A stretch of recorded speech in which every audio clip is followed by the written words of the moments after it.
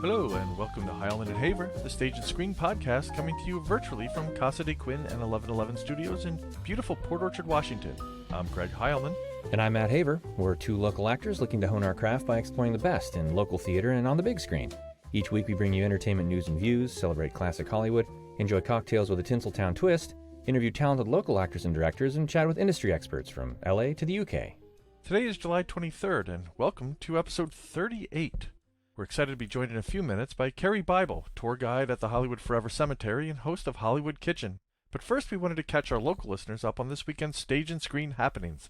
This weekend is your last chance to catch Western Washington Center for the Arts' presentation of A Perfect Match, an evening of short comedies. Tickets are just $10 and by donation for Sunday matinees. Visit wwca.us for tickets, and thanks for supporting local theater here in Kitsap County.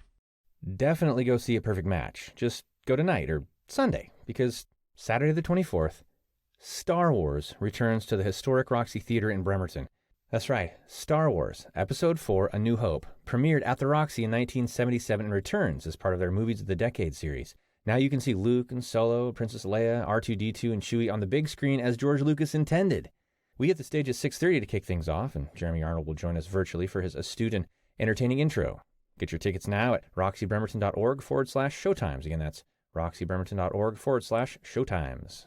And check out our special edition of In the Mix dedicated to Star Wars and direct from the Roxy.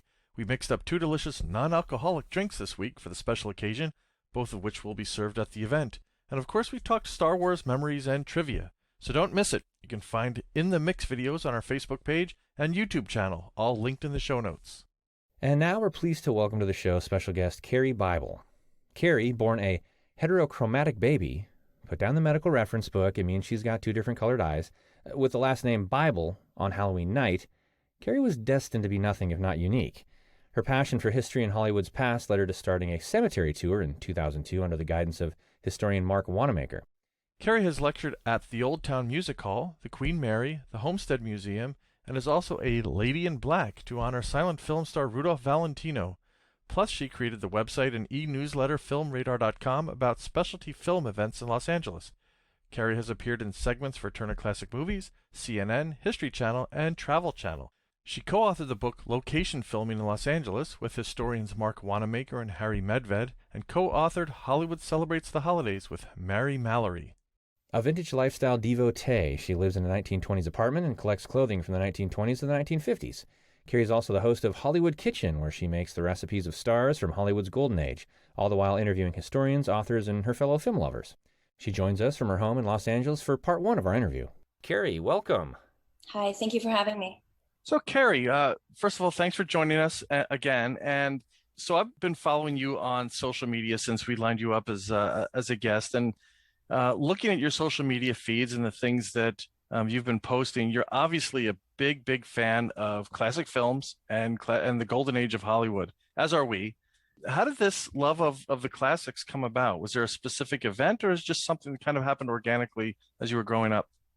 When I was about 6 years old, around the time of my birthday, I happened to see the horror matinee on Sunday afternoon, and I saw Bela Lugosi and Dracula, and it absolutely enthralled me. And I remember thinking, I want that. And I didn't know what that meant per se, but I remember just being absolutely terrified and thrilled and just enchanted, all these feelings at once. And every Sunday afternoon around, I think about 1 o'clock-ish, they'd show an old horror film. So if I did my homework and didn't fight with my brother and behaved myself all week, I'd get to see Frankenstein, the Wolf Man, Bride of Frankenstein, Dracula, and those, like a lot of people out there, the universal horror classics were my gateway drug into movies. And of course, that led me into so many other things.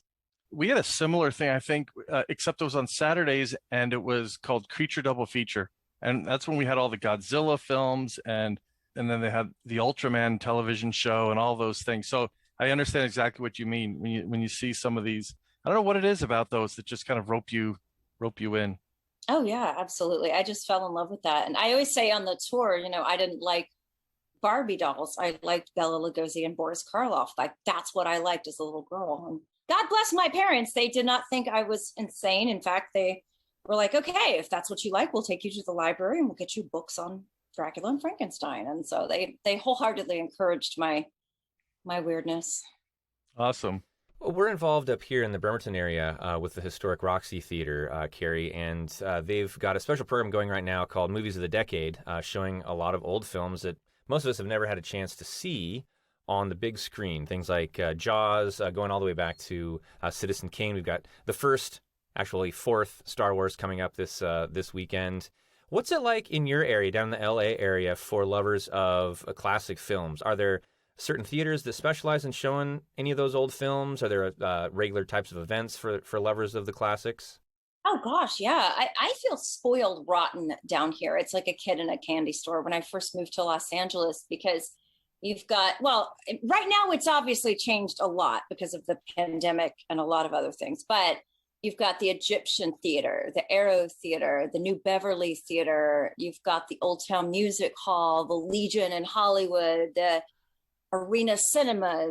I mean, I could go on and on, but there are tons of theaters out here. Of course, the Academy that show classic movies, and that's what they're dedicated to doing. So I feel very, very fortunate that I have those opportunities. How have those theaters fared with COVID and everything? Have they? Is there a lot of support still? Yeah, it's tricky. I mean, our beloved Cinerama Dome closed on Sunset Boulevard, and that was harsh. That was a blow to cinephiles in LA here. I mean, the last film I saw there was Once Upon a Time in Hollywood, and I saw it opening morning in the Cinerama Dome, filled with Angelinos that love movies. And the way Tarantino would have wanted it seen, I think. Yeah, and to drive by it and see it boarded up with plywood, I just started, the first time I saw that, I just sat in my car and cried. I was just like, oh my gosh. And the Egyptian was purchased by Netflix right before the pandemic, and they're not going to open for at least another year. The Vista, I think, is under renovations, and Tarantino just bought it. There's a lot of change going on, but that doesn't mean there still isn't the cinema. The Legion Theater in Hollywood, they got the funding to have 35 millimeter film in their drive-in, and they have a state-of-the-art 90-year-old theater inside their building that also runs film, and they're fantastic. I was just there last weekend. I'm on the board of Retro Format. It's an organization we're dedicated to preserving the experience of silent film and live music. So just last weekend we did a screening of Safety Last with Harold Lloyd at the Legion Theater, and we had his granddaughter there and everything like that. So they show classics all the time, both indoors and outdoors at the Legion. Yeah, it's definitely inspirational to see those sorts of things still going on.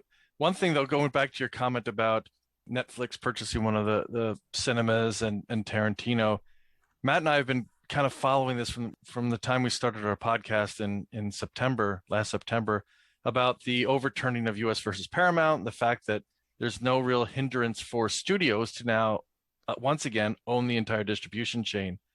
Given that Netflix can now have a theater, Disney's already got El Capitan. There's nothing holding Amazon back from maybe purchasing one of these theaters as well. It's going to be interesting to see how this plays out over the next few years, to see if that landscape changes. As long as we still have outlets for these classic films, though, I think that's really important. Yeah, I think that is going to remain, especially in Los Angeles. I mean, I can't speak to maybe other cities, but I feel incredibly grateful and fortunate for what we have here, for sure. So we still look at Hollywood as this epicenter for filmmaking, and kind of along the lines of what we were just talking about with how things might be changing. Filmmaking is becoming more distributed and virtual. Do you still see Southern California still being that epicenter for current filmmaking, or do you think it might become more of a museum for classic films? Well, it's sort of both. I mean, we have productions here all the time, so I don't think that's going away. I think it's still going to be the epicenter of the film industry and where things are done, technically. And also, about it being a museum, yes and no. I mean, we have the big Academy Museum that's opening later this fall. That's a very big deal. And it's kind of tricky because Los Angeles has kind of often destroyed a lot of its own history. And for people that love it, like myself, that can be a challenge to kind of try to preserve it, convince people to care about it. But there is a lot here. Sometimes I get people saying, oh, there's no history. And I say, no, there is. You have to know where to find it, but I promise it's here. So, I do my best to try to keep history alive. Plenty of my friends and colleagues do as well.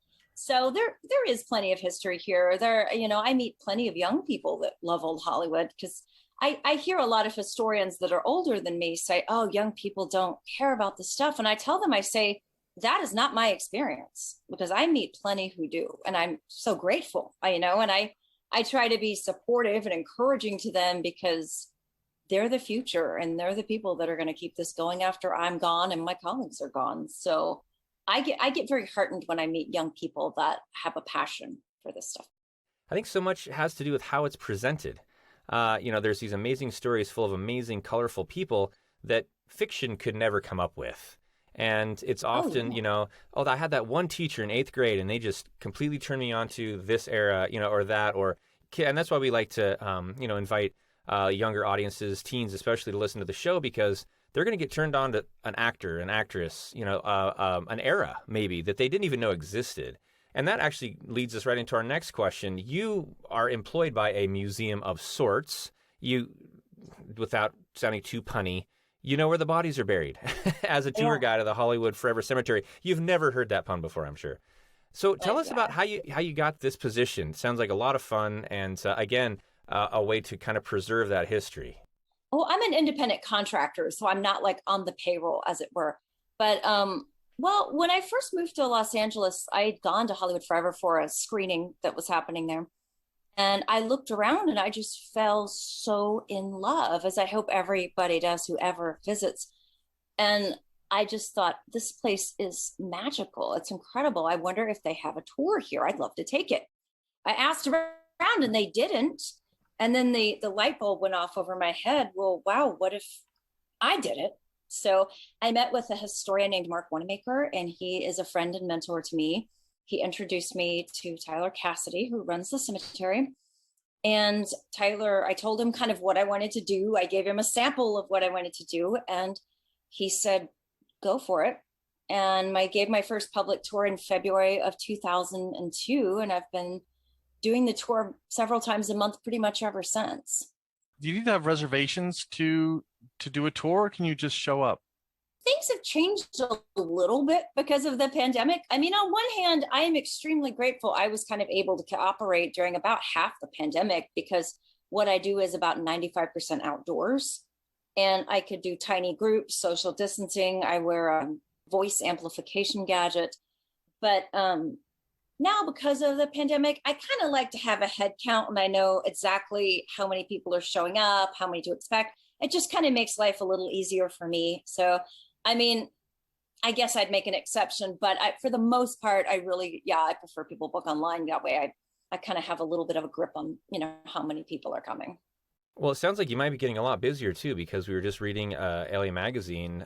You were listed as one of the best of LA, your history tour, and mentioned by name as an amazing host for the tour. So congratulations. Thank you. I was very, very excited about that. I got the news this morning. So thank you. Thank you.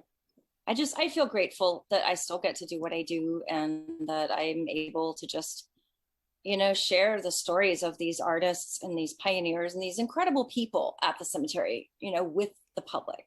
To me, that's such a joy. Yeah, there are so many A-listers from the golden age of Hollywood that are laid to rest at the cemetery. Cecil B. DeMille, Judy Garland, Mickey Rooney. Is there anyone that's a particular favorite of yours to talk about? Well, I love Valentino. He's probably my favorite. Yeah, I'd say Valentino. But I really have a big soft spot in my heart too for some of the more obscure people, because a lot of them were equally talented and brilliant and contributed to the industry. And a lot of them kind of got shunted to the side when sound came in and the Great Depression happened, and a lot of people's lives were upended completely. And a lot of those pioneers died broke, died forgotten. And I have a big space in my heart for those people too. I see that Judy Garland and Mickey Rooney are both there, and obviously did plenty of pictures together. Are they buried nearby one another? No, they're actually at different ends of the cemetery. Judy, we got in 2017. When she died, she was married to her fifth husband. They'd only been married a month or two. And she died at 47. And he was kind of making all the decisions. And he had her interred at Ferncliff Cemetery in upstate New York. But the kids decided they wanted to move her out here and they wanted to be with her someday. So she was flown out here in January of 2017. And we were kind of on gag order for 6 months. There was black cloth over the windows, and it was kind of a Mission Impossible top secret thing. And then June 10th of 2017, they had a private ceremony in that area for her. And that night, they showed the Wizard of Oz on the back wall. And after that, the floodgates were open, and I could talk about Judy.